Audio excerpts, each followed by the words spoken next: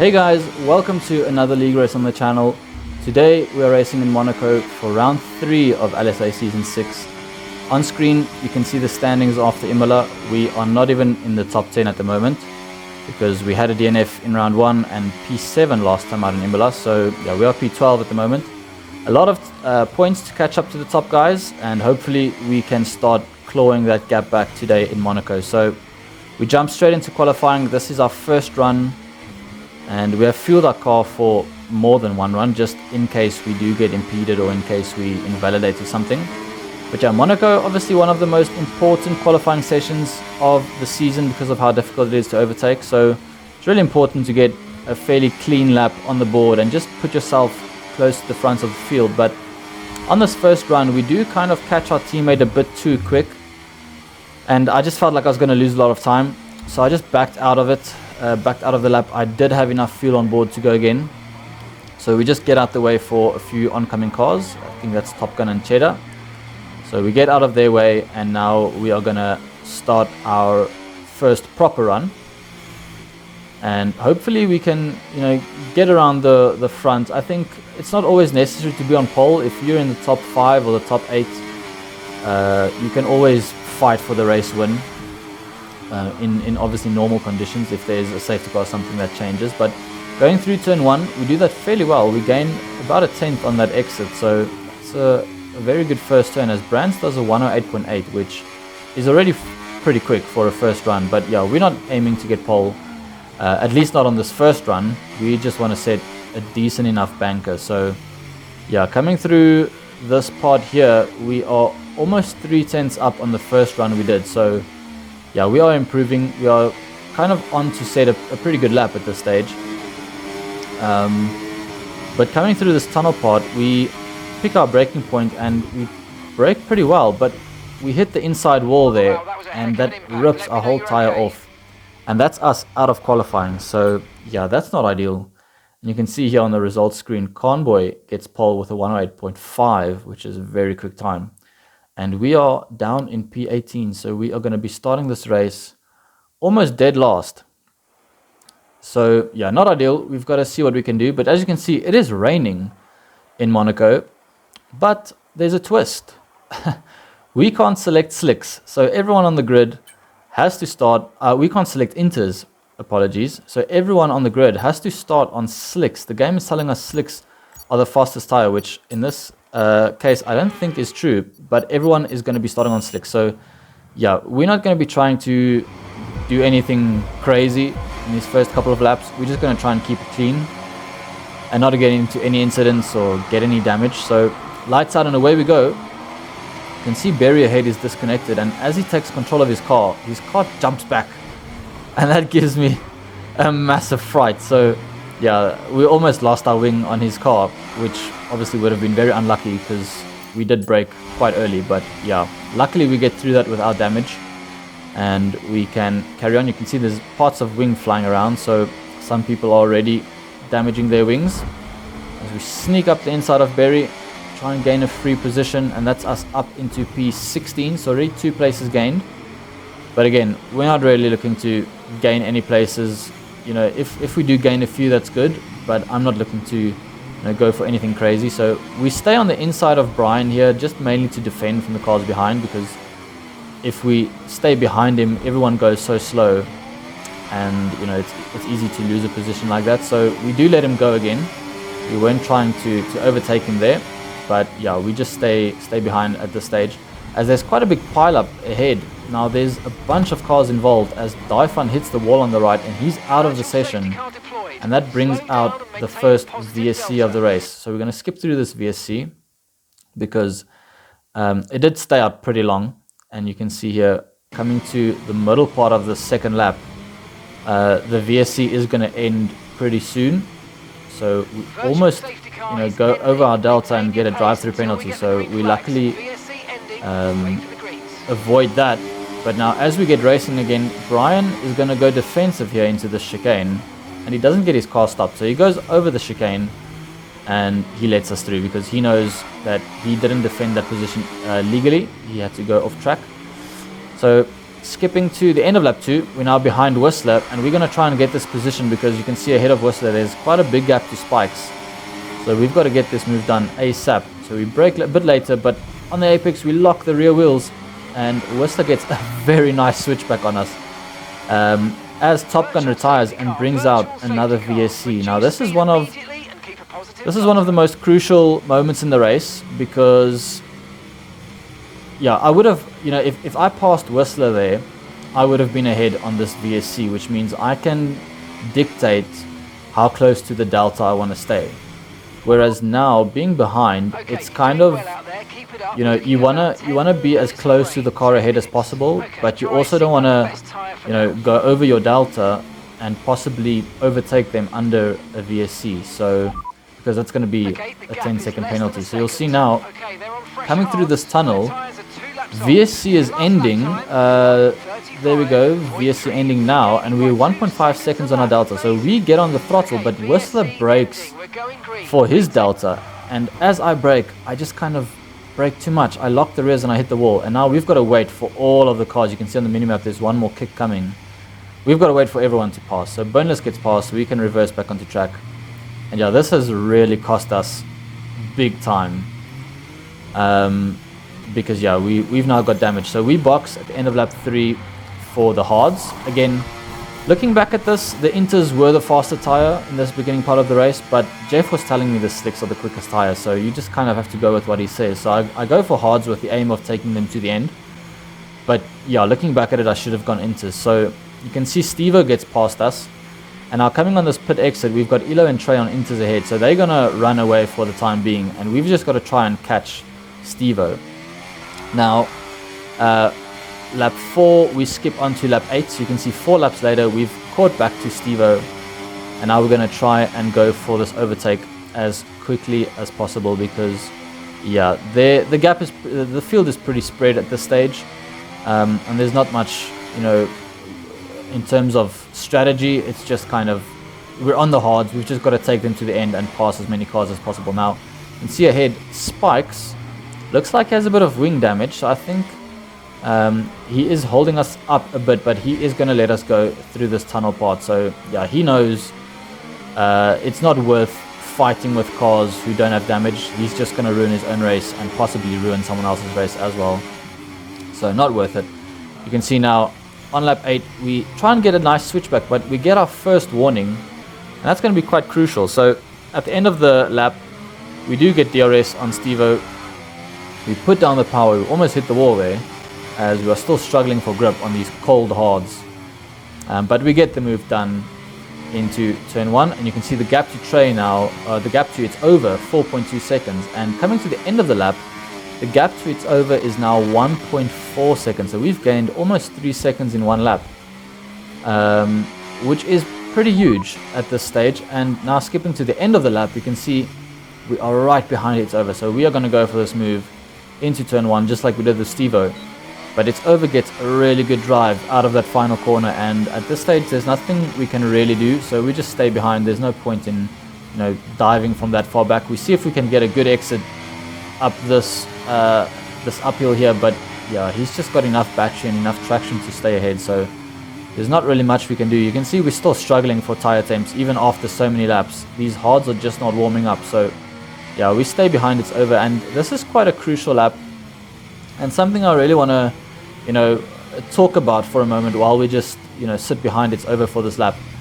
Even though I've got a big pace advantage, like I was gaining, you know, 3 seconds a lap on him in these conditions, it's still not, you know, just because I'm a bit faster doesn't mean I can just bully my way through. I've got to make sure I can make the move and make it cleanly and make it stick. So at this stage I'm just stuck behind him, you know. Even though I've got such a big pace advantage, there's nothing much I can do, and there's no real reward in going for a risky overtake because that's just going to end both of our races. So yeah, I know not all tracks are Monaco, and most tracks will be a bit easier to overtake if you get DRS or something.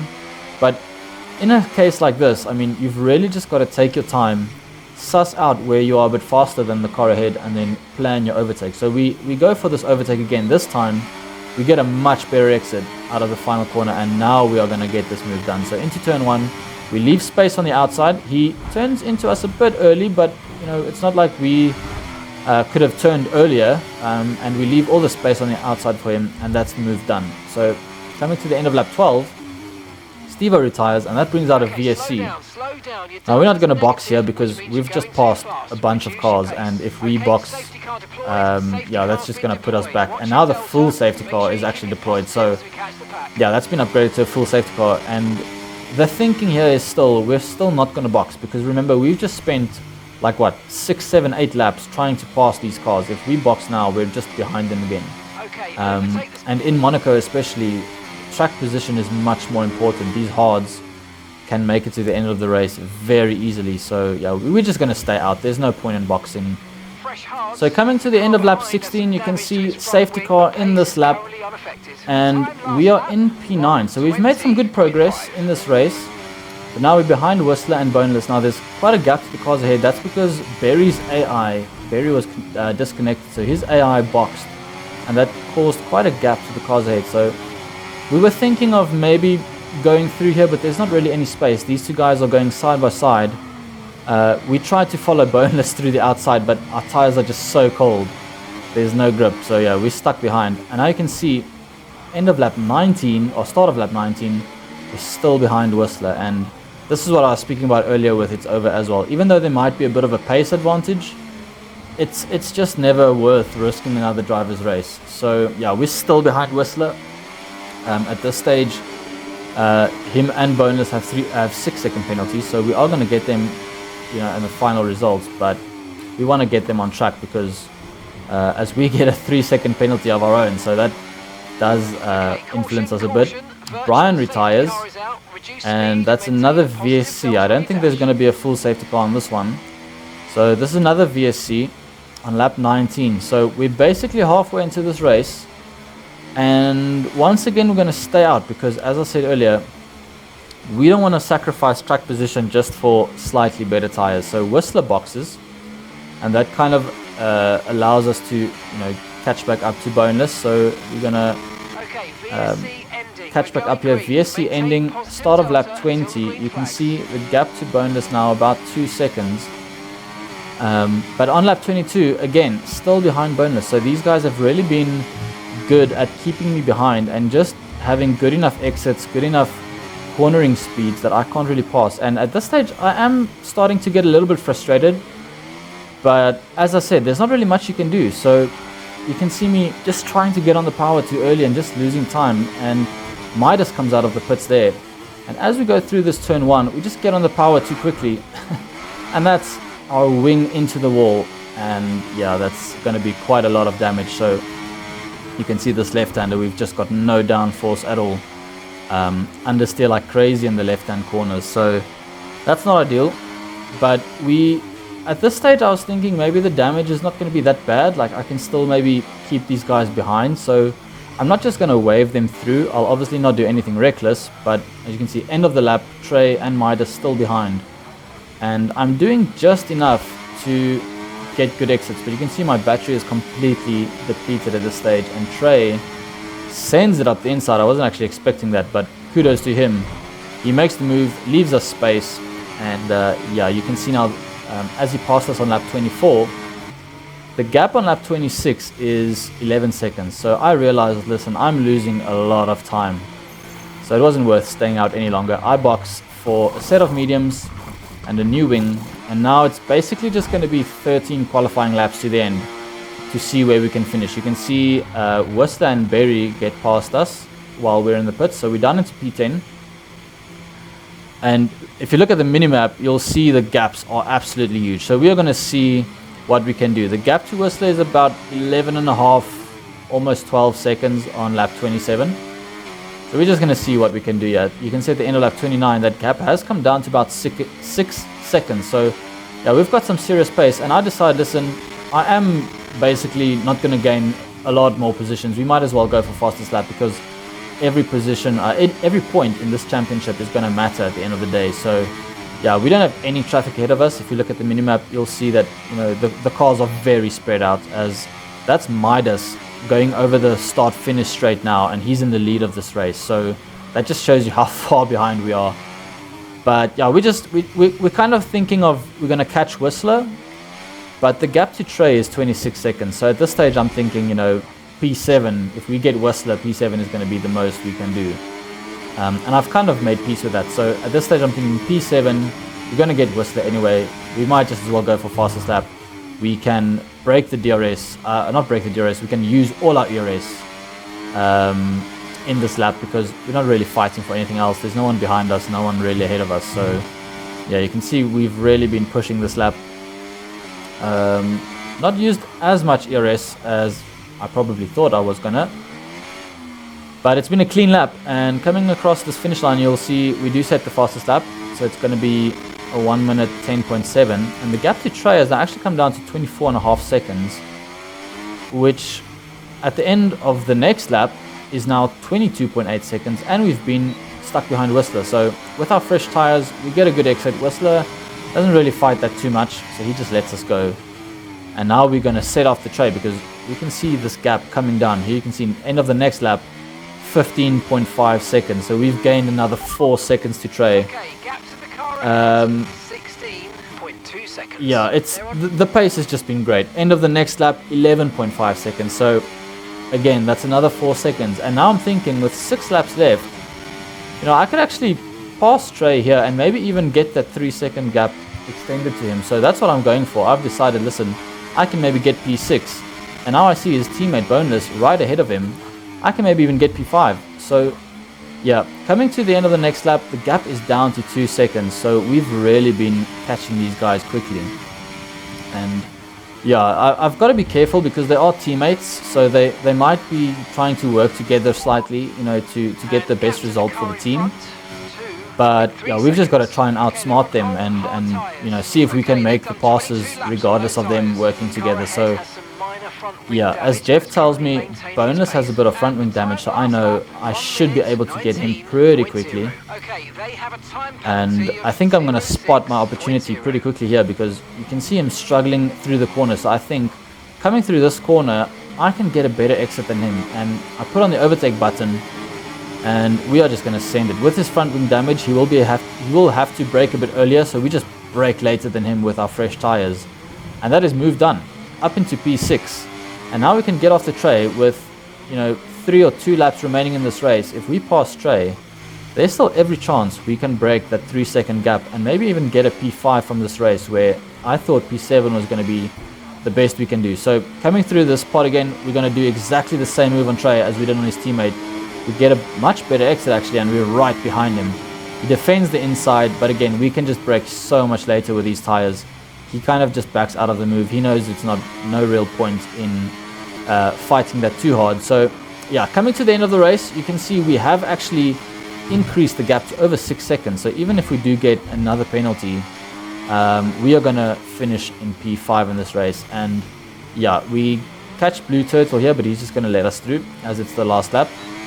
So yeah, that's the end of the race. And just like Imola, it's just been such a roller coaster. It's been, you know, making overtakes, getting damage, making overtakes, getting damage. And yeah, it's, you know, all in all, looking at a P5, it's really a good result. If you think about it, being Monaco, starting in P18, and we only had the 1 safety car. So yeah, I think we only had the 1 safety car. We did have a few VSCs, but I think we just had the 1 safety car. So if you told me before the race I was going to get P5, I would have definitely taken it. But yeah, Cheddar wins again. And now, knowing that Cheddar won, he's won the opening 3 rounds of this season. So he is on an absolute charge. This P5 really, really stings because if we had a decent qualifying lap, we could have been up there for the race win. So yeah, at the end of the day, more points thrown away. But on the other side, a good recovery, I guess. So yeah, it's kind of a bittersweet moment at this stage. Luckily, we do grab the fastest lap, so that is an extra point in the bag. But yeah, I think, as I said last week, you know, the only thing that we need to do is get some time on this game so that we can iron out these little mistakes that keep costing us in the race.